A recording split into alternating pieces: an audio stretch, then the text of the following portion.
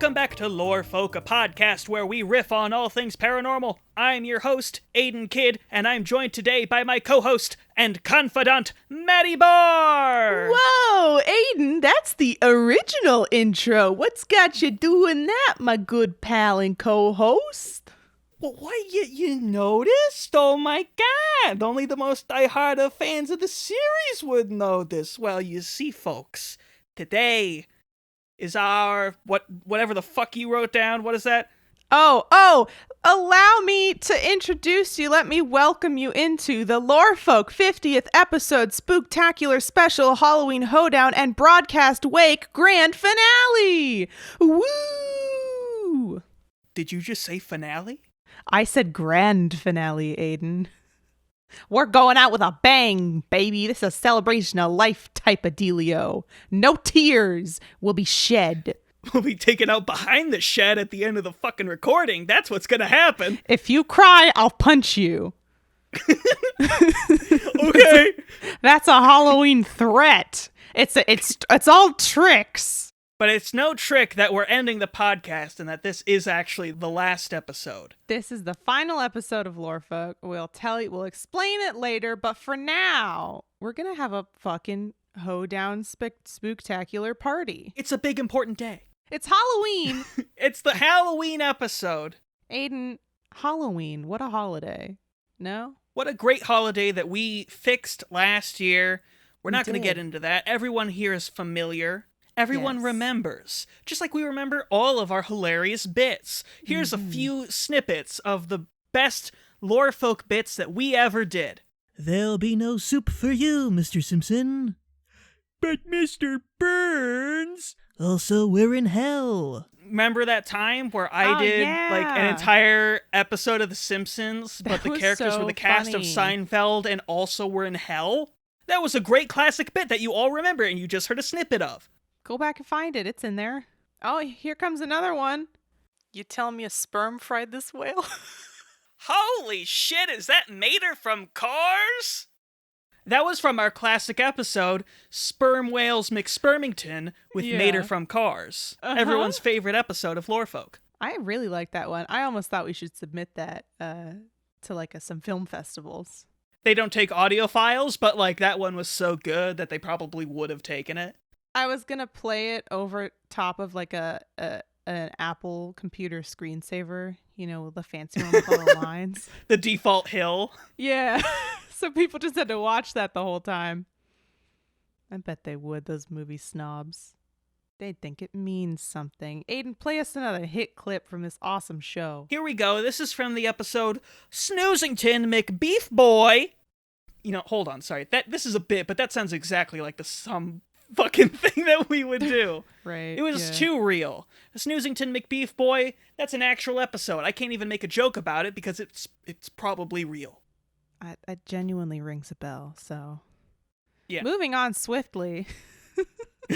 Segueing so succinctly and skillfully like we're fucking Blart straight out of a cannon. I have 50 episodes of segue power in my veins now. I can feel it coursing through my bones. I think we need to make bobbing for apples more socially acceptable year-round. There's my Halloween hot take. I don't think that should just be like a fall thing. I think that should be an always thing. You know what we should bring back instead of bobbing for apples? Did you in elementary school ever do that thing where they'd tie a little powdered donut onto a string and hold it on a stick like right above you and you had to like eat the whole thing without your hands? What is that a thing for you? What are you talking about? Oh my God. I think it was like idea. The elementary school kid safety version of bobbing for apples because you were still only using your mouth, but it was a donut instead of an apple because it was fun and it wasn't like all of us sharing all of our saliva in the communal apple tank. So it's a good point. Now, bobbing for apples is cool if everybody's got their own bucket, but I ain't dipping myself into the mouth jungle juice. Just for a honey crisp. I hated that sentence. A red delicious, not worth it. Now a cosmic crisp. I'll consider it, but everybody's got to use mouthwash first. So because this is the final episode of Lorefolk, we wanted to... Sorry, wait. The final episode, do you mean the Lorefolk 50th episode Spooktacular special Halloween Hoedown and broadcast wake grand finale? Yes, I mean the Lorefolk 50th episode Spooktacular special Halloween Hoedown and broadcast wake finale. You didn't say the whole thing, Aidan.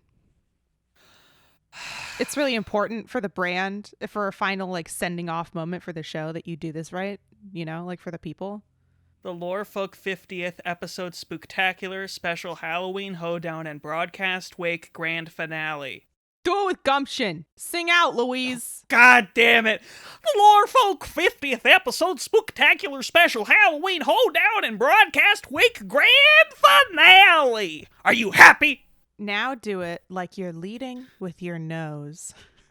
I fucking Do hate it you. like you're underwater.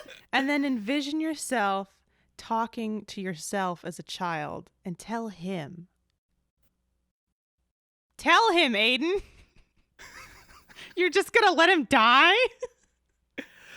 The Lorefolk 50th episode Spooktacular special Halloween Hoedown and broadcast wake grand finale.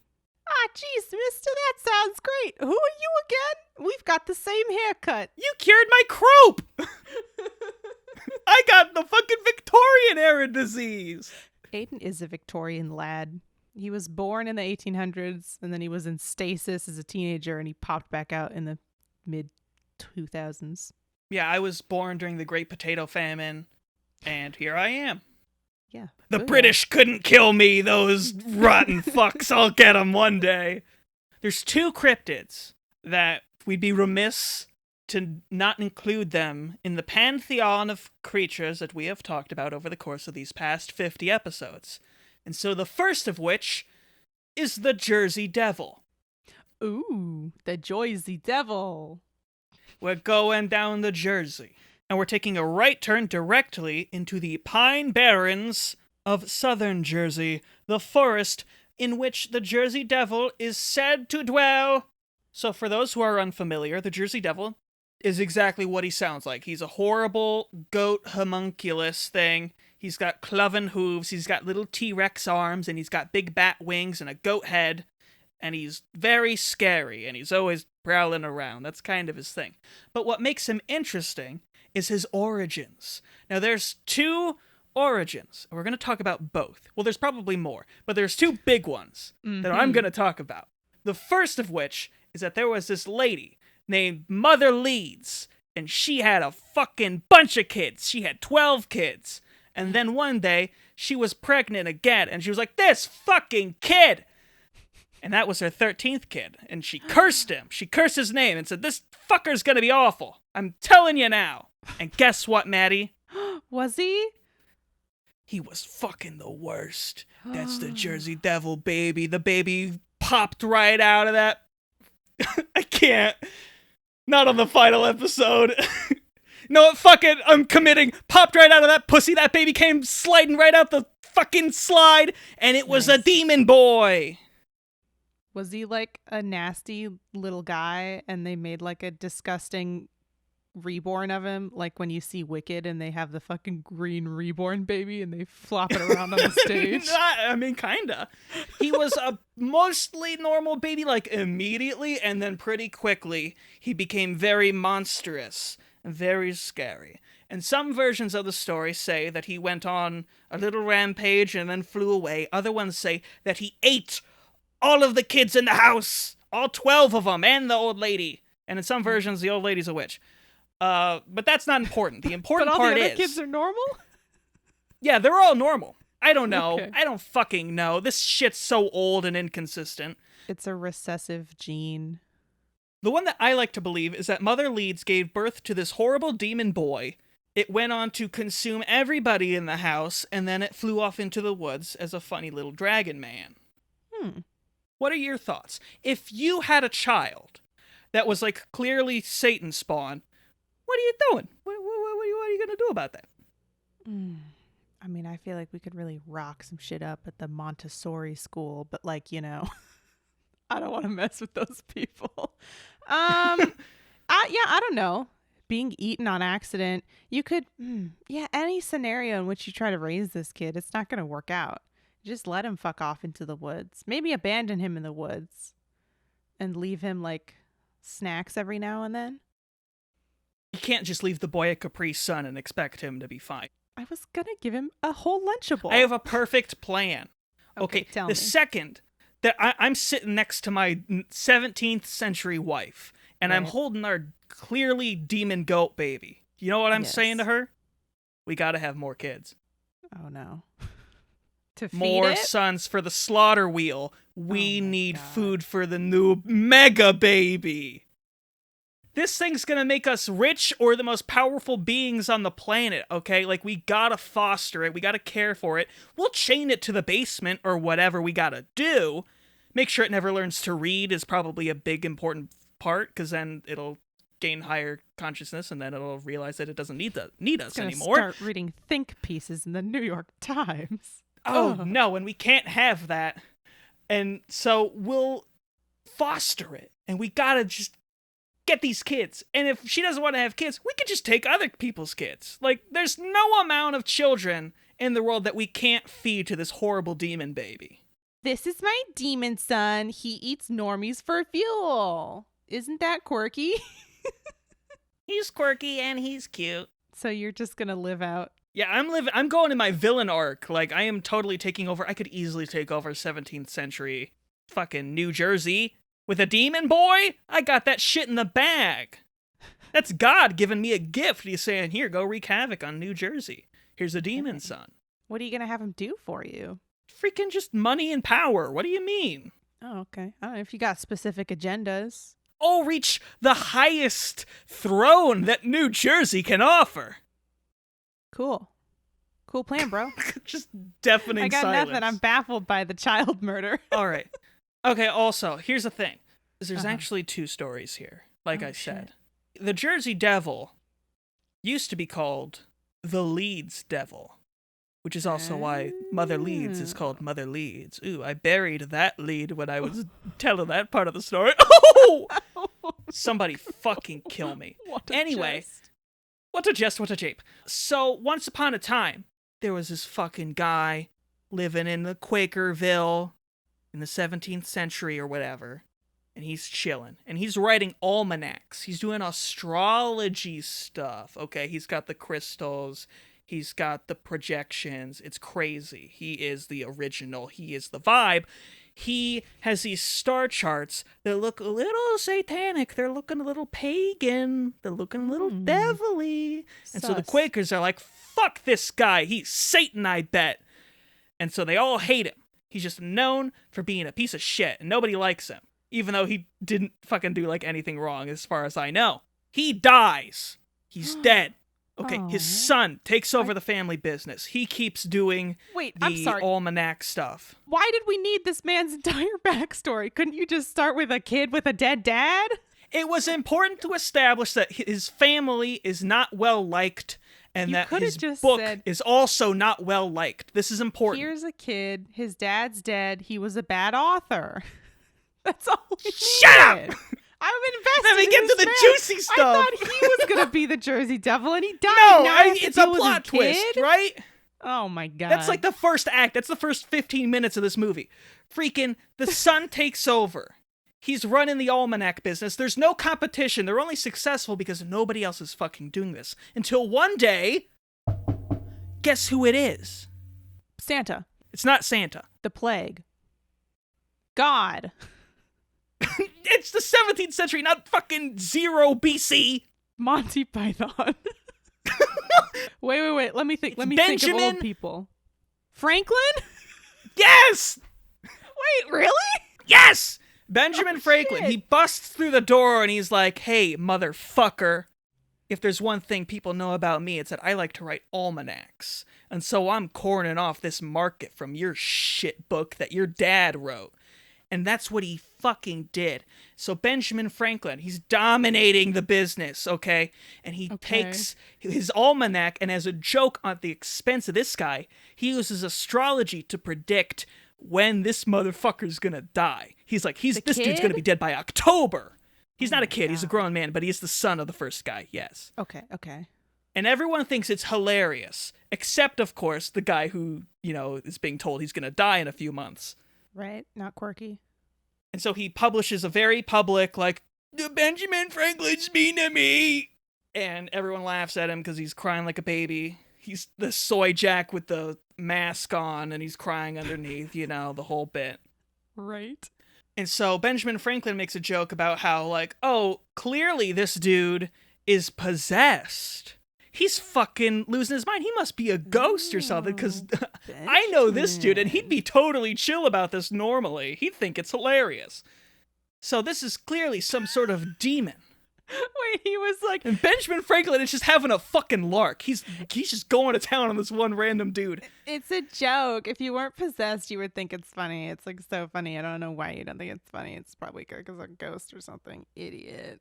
That's Benjamin Franklin. Through the years and through history, yada, yada, yada, that guy dies. There becomes this myth of the Leeds ghost or something. And it basically spawns and spirals into this idea of the Jersey Devil is what I am able to gather from what my copious amount of notes and research that I'm clearly referring to as I tell this story. Can you fuck with someone so hard that they become a demon? Or is this just a power that Benjamin Franklin holds? Does he just have a special power of driving everyone his life away, such as his son who went and fucking fought for the British Army? I'm pulling out all my fucking Benjamin Franklin facts for you here today. I'm showing off a bit. I know 3 things about him. He wrote almanacs, he has a son that fought for the British, and he had a funny cane that I think he gave to Washington when he died. Why would you give a cane to someone when they died? Maddie! I think you could bully someone into becoming a demon. It happened in Carrie. It happened with the Jersey Devil. It happened to the Joker. It happened to the Joker. Society bullied him. You're right. Yeah, Society totally. is the real Benjamin Franklin. Did you fucking idiots think that we were going to get through the final episode of this godforsaken show without making some kind of Joker Society joke? You don't know us at all if you didn't think that this is where this was always going. Yeah. I'm going to bully you into becoming a demon. That's what this whole project was, I thought. I think you kind of failed. I didn't become the Joker by the end. You missed your shot. We should have a contest to see who could bully each other, and whoever becomes a demon first loses, right? But we're both absolutely roasting each other in public. Full stop all the time. Oh yeah, this is not an internet site. thing. This is a public event that we would host. Right. Because Twitter has already kind of got that bag. Right. I mean, it's just unnecessary. But as a public event...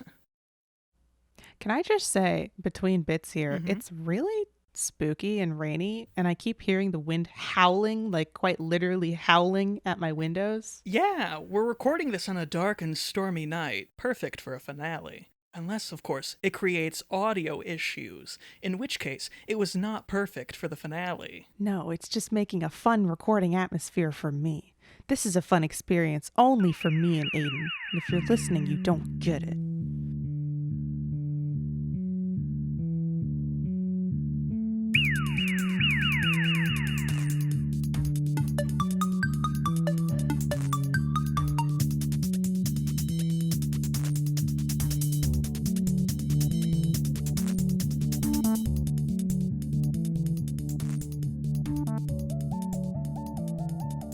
Here we are in the ad break. It's the part of the show where we make up some ads because nobody ever paid us to do this. And now they never will. We're going out on our terms. You can't pay me to say anything. You had your chance, and you blew it, HelloFresh. And you blew it, Blue Apron. And you blew it, Quip. I can't think of another one. Get Me fucked. undies, you fuckers. You fucking blew never it. called me back. So now we're doing fake ads on our terms. On our terms, because we're not sellouts. Yeah. We know lore folk, they never sold out. And then smaller because nobody would let them. Because they couldn't. Maddie, give us an ad. Do ad now. House of Millhouses. Go. it's me, Millhouse. Welcome to my house of Millhouses.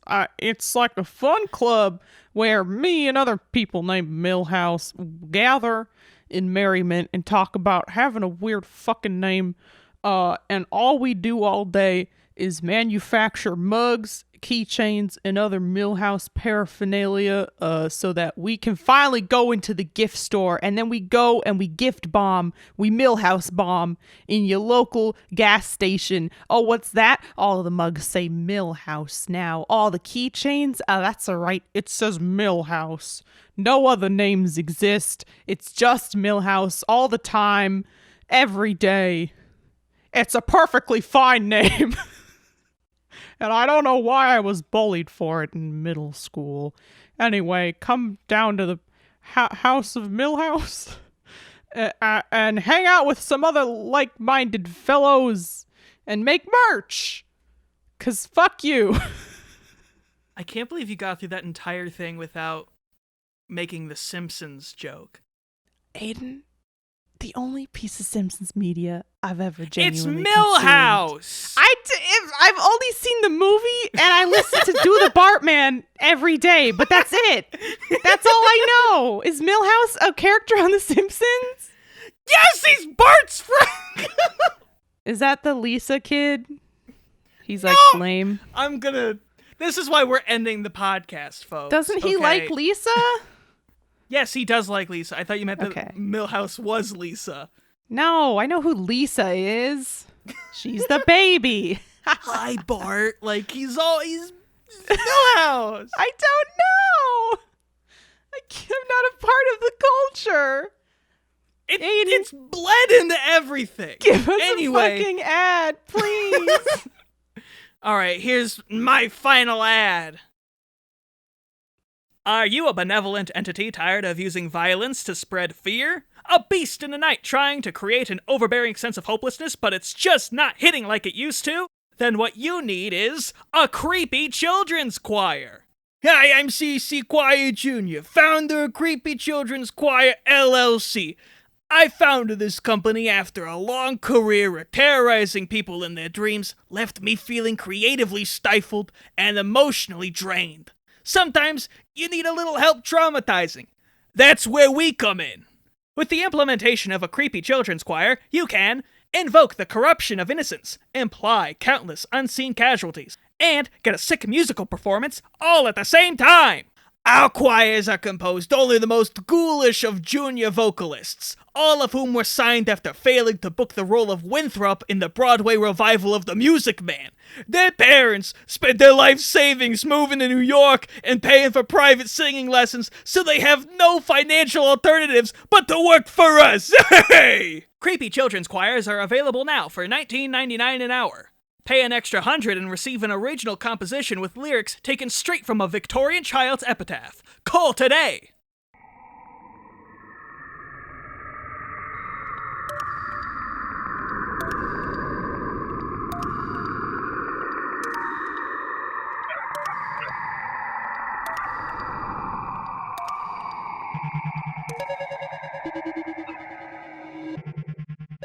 Aidan, I have our second cryptid. Our final boy. Our final boy. Tell me all about it. The last one we need to discuss so that when people ask, hey, did you talk about this cryptid on your cryptid podcast? I can say yes. Krampus. The Halloween boy. Everyone's favorite Halloween creature, Krampus, known for his activities in the fall. Look, it's a bit Nightmare Before Christmas, but we weren't going to make it till then, so we're doing it now. But he likes Christmas, and Rise of the Guardians is an Easter movie, so who can keep track? Krampus. Rise of the Guardians is an Easter movie, even though it heavily features Santa Claus and other holiday people. But it happens on Easter, which is confusing because it's snowing. Whatever. Anyway, Krampus is a horned half-man, half-goat anthropomorphic figure in alpine folklore who during the Christmas season scares children who have misbehaved. Assisting St. Nicholas, the pair visit children on the night of the 5th of December. I didn't do research as to why that date changed. Frankly, it's not my problem. And St. Nicholas rewards well-behaved children with modest gifts such as oranges, dried fruit, walnuts, and chocolate, and $400 Lego sets, whilst the badly behaved children receive punishment with birch rods. Krampus is also sometimes said to drag naughty children to hell.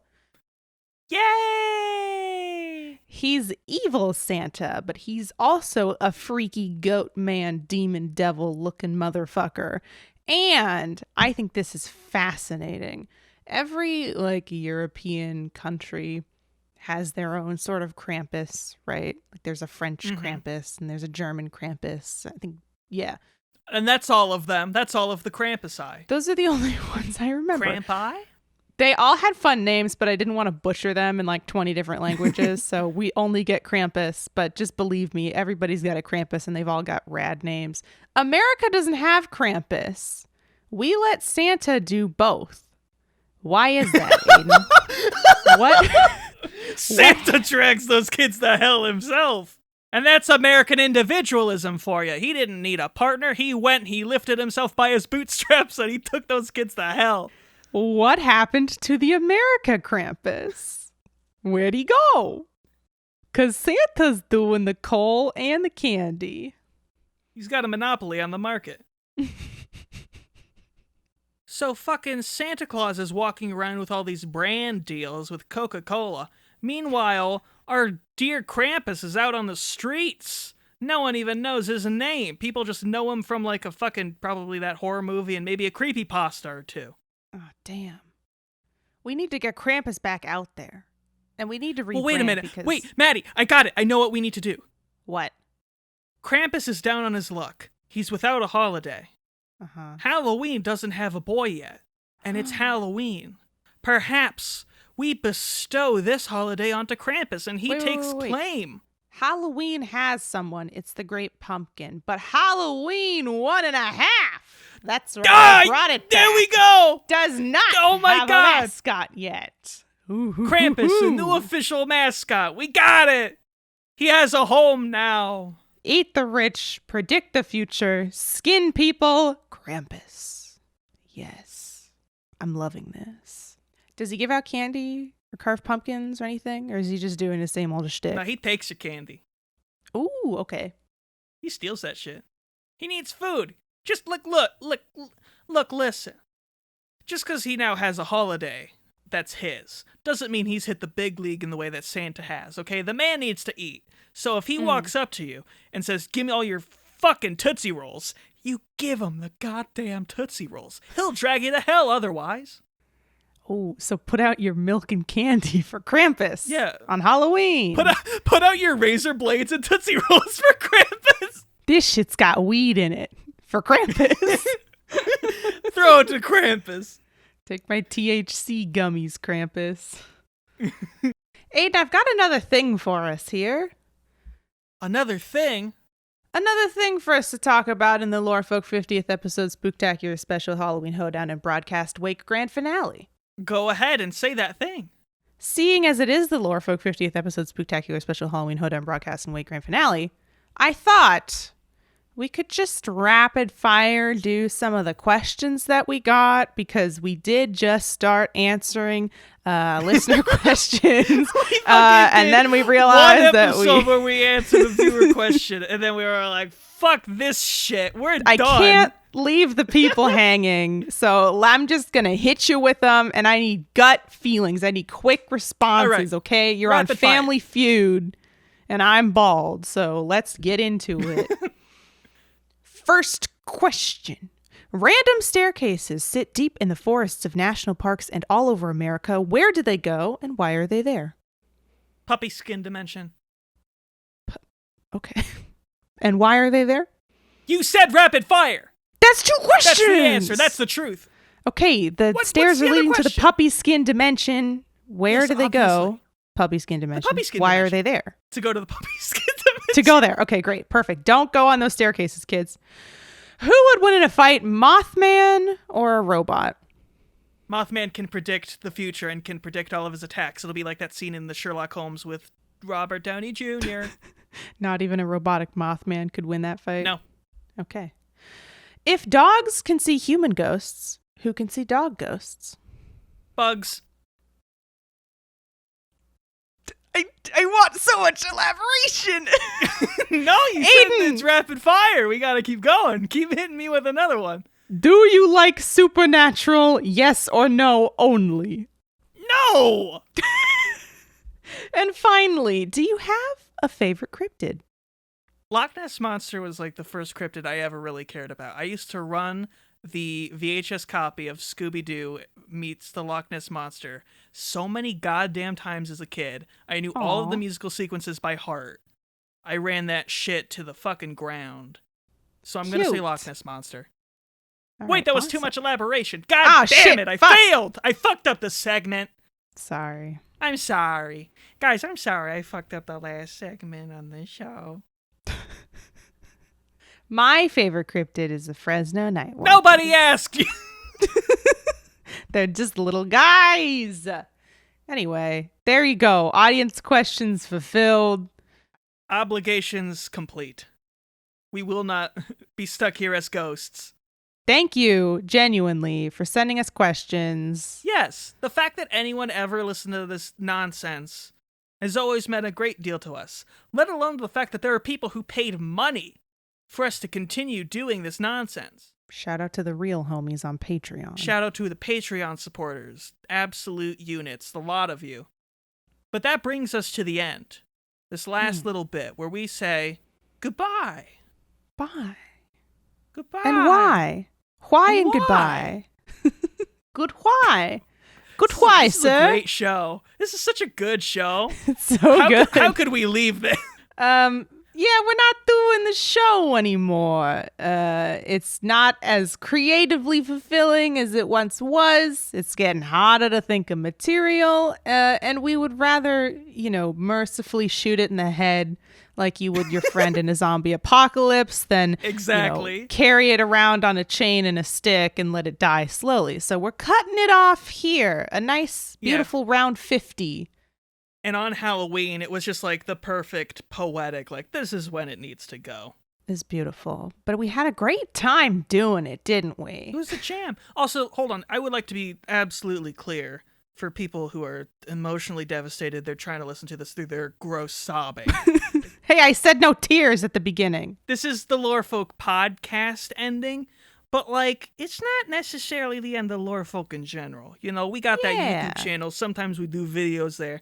Don't be surprised if, a tier list video or something like that, or something entirely new shows up whenever. But, we'll still be doing stuff. Don't be too surprised if, an animation shows up on the YouTube channel, whether it's an original one or something based off of the audio from this show.